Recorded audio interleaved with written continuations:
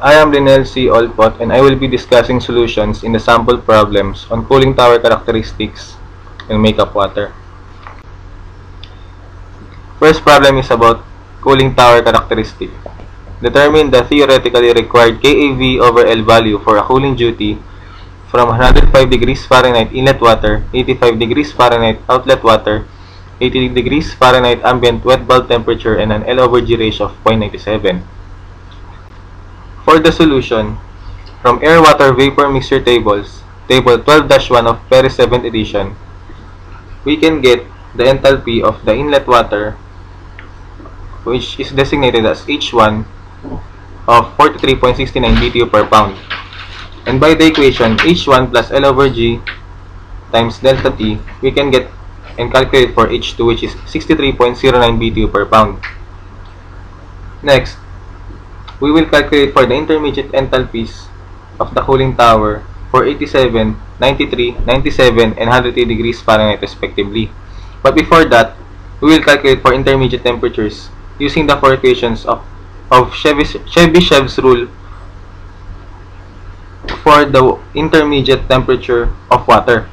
The equations are T2 plus 0.1 multiplied by the change in temperature, T2 plus 0.4 multiplied by the change in temperature, T1 minus 0.4 multiplied by the change in temperature, and T1 minus 0.1 multiplied by the change in temperature. And we can get values of 87, 93, 97, and 103 degrees Fahrenheit respectively. And now, we will calculate for the changes, intermediate enthalpies for these particular temperatures. We will use the equations H1 plus 0.1 multiplied by L over G ratio multiplied by the change in temperature, H1 plus 0.4 multiplied by L over G ratio multiplied by change in temperature, H2 minus 0.4 multiplied by L over G ratio multiplied by change in temperature, and H2 minus 0.1 multiplied by L over G ratio multiplied by the change in temperature.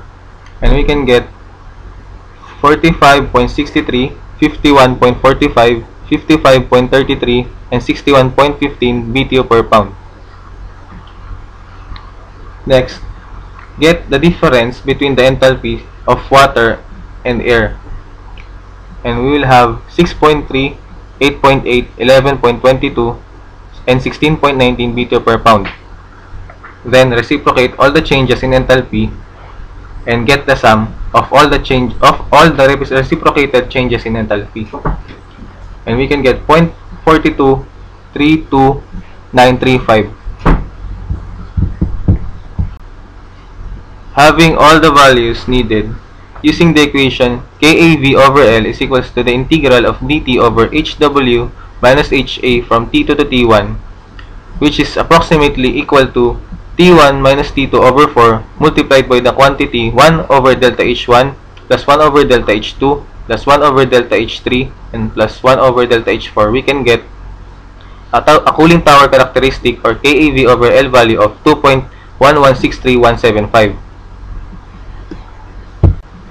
Here is another way of solving for the cooling tower characteristic, and it is by using a nomograph, which can be found in Paris 7th edition figure 12-13.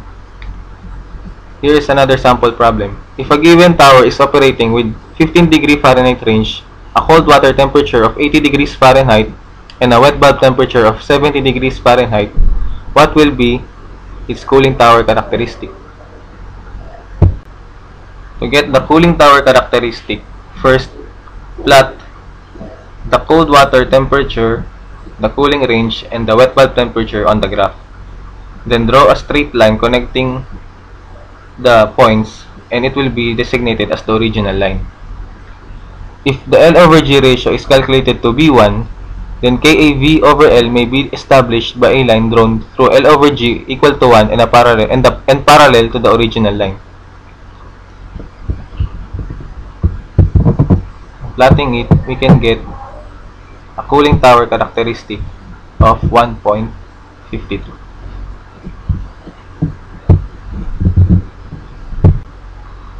The second problem is about the makeup water. Determine the amount of makeup water required for a cooling tower with the following conditions. An inlet water flow of 1,135 m3 per hour, inlet water temperature of 48.89 degrees Celsius, outlet water temperature of 35 degrees Celsius, drift loss percentage of 0.1%, and concentration or cycles of 6. For the solution, we must know that makeup water is equal to the sum of evaporation loss, drift loss, and blowdown. In calculating for evaporation loss, or W sub E, we can calculate it by multiplying 0.00085, which is constant, and 1.8, another constant, to the inlet water flow, with multiplying also that change in inlet and outlet temperature of water, and we can get 24.12 m3 per hour of evaporation loss.